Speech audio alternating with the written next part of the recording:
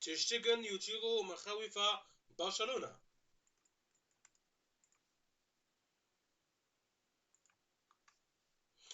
يشعر الجهاز الفني لبرشلونة بقيادة الإسباني تشافي هرنانديز بقلق تجاه حالة الحارس الألماني تير شتيغن قبل مباراة ريال فايكانو في الدوري الإسباني.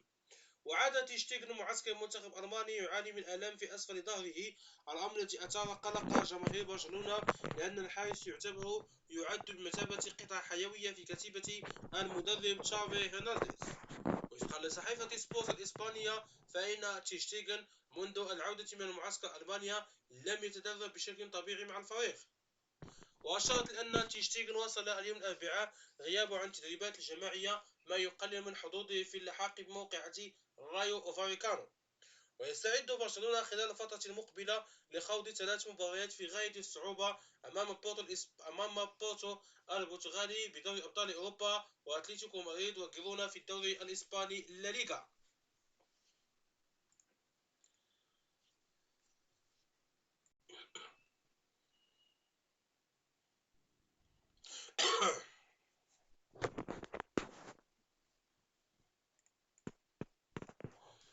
من توتنهام، تشافي يصر على بديل غافي.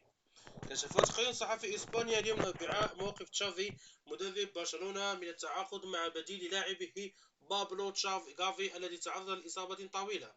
وأعلن برشلونة إصابة غافي بقطع في الرباط الصليبي خلال مباراة إسبانيا وجورجيا بالتصفيات المؤهلة لكأس اليورو الأمم 2024. وتأكد غياب غافي عن برشلونة حتى نهاية الموسم إلى جانب صعوبة إلحاقه بالمشاركة في أولمبياد باريس وريو 2024. وبحسب صحيفة سبورت الكاتالونيا، فقد أجرى تشافي محادثة مع المدير الرياضي ديكو وطلب منها ضرورة التعاقد مع بديل غافي الذي سيغيب لفترة طويلة. وأخبر ديكو المدرب أنه سيتعين تحليل السوق للعثور على الملف الشخصي المثالي الذي يناسب أيضا الوضع المالي للنادي. وأضافت الصحيفة أن تشافي يصر على ضم الأرجنتيني جوفاني ليوسولو لاعب وسط توتنهام الذي ينتهي عقده مع سبورز في صيف 2025.